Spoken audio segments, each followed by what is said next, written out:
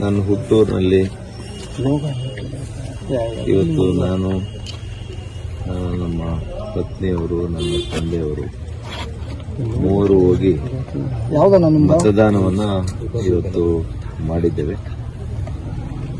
ಇವತ್ತು ತಮ್ಮೆಲ್ಲರ ಮೂಲಕ ಅನೇಕ ದಿನಗಳಿಂದ, ಸುಮಾರು 3 ವಾರಗಳಿಂದ ಸತತವಾಗಿ ಹಗಲಿರುಳು ಕೂಡ ದಣಿಯದೆ, ಈ ಬಿಸಿಲಿನಲ್ಲಿ ಕೂಡ ದಣಿಯದೆ ಇವತ್ತು ಹೆಗಲಿಗೆ ಹೆಗಲು ಕೊಟ್ಟು ಕೆಲಸ ಮಾಡಿರ್ತಕ್ಕಂಥ ನನ್ನ ಪಕ್ಷದ, ಎರಡೂ ಪಕ್ಷದ ಮುಖಂಡರುಗಳು, ನಾಯಕರುಗಳು, ಕಾರ್ಯಕರ್ತ ಬಂಧುಗಳಿಗೆ ಮೊದಲನೇದಾಗಿ ನಾನು ಚಿರಋಣಿಯಾಗಿದ್ದೇನೆ.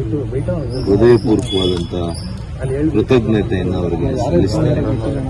ಅದೇ ರೀತಿ ಈ ದೇಶವನ್ನು ಗೆಲ್ಲಿಸಬೇಕು. ಈ ದೇಶದ ಭವಿಷ್ಯ ನಿಮ್ಮ ಕೈಯಲ್ಲಿದೆ, ಜನರ ಕೈಯಲ್ಲಿದೆ.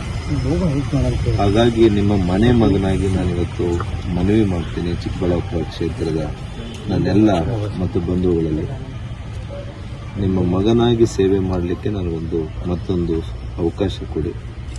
ಮಾನ್ಯ ನರೇಂದ್ರ ಮೋದಿಯವರು ಈ ದೇಶದ ಪ್ರಧಾನಿಗಳು ಈ ದೇಶವನ್ನು ಇನ್ನಷ್ಟು ಎತ್ತರಕ್ಕೆ ತೆಗೆದುಕೊಂಡು ಹೋಗುವಂಥ ಪ್ರಾಮಾಣಿಕ ಪ್ರಯತ್ನ ಮಾಡ್ತಾರೆ. ಅವರ ಕೈಗಳು ಬಲಪಡಿಸಲಿಕ್ಕೆ ನಿಮ್ಮ ಮಗನಿಗೆ, ನಿಮ್ಮ ಮನೆ ಮಗನಿಗೆ ಒಂದು ಅವಕಾಶ ಮಾಡಿಕೊಡಿ ಅಂತ ನಾನು ಮನವಿ ಮಾಡ್ತೇನೆ. ಹಾಗೆಯೇ ಕರ್ನಾಟಕ ರಾಜ್ಯದ ಇತರೆ ಕ್ಷೇತ್ರಗಳಲ್ಲಿ ನಮ್ಮ ಪಕ್ಷದ ಜಾತ್ಯತೀತ ಜನತಾದಳದ, ವಿಶೇಷವಾಗಿ ಮಾಜಿ ಮುಖ್ಯಮಂತ್ರಿಗಳು ಕುಮಾರಣ್ಣವರು, ಇವರೆಲ್ಲರಿಗೂ ಕೂಡ ಗೆಲ್ಲಿಸಿಕೊಡಿ. ಈ ರಾಜ್ಯವನ್ನು ಗೆಲ್ಲಿಸಿ, ಈ ದೇಶವನ್ನು ಗೆಲ್ಲಿಸಿ. ನೀವು ಗೆಲ್ಲಬೇಕು ಅಂತಂದ್ರೆ ಬಿಜೆಪಿ ಹಾಗೂ ಜೆಡಿಎಸ್ನ ಮೈತ್ರಿಕೂಟದ ಅಭ್ಯರ್ಥಿಗಳು ಈ ರಾಜ್ಯದಲ್ಲಿ ಗೆಲ್ಲಬೇಕು.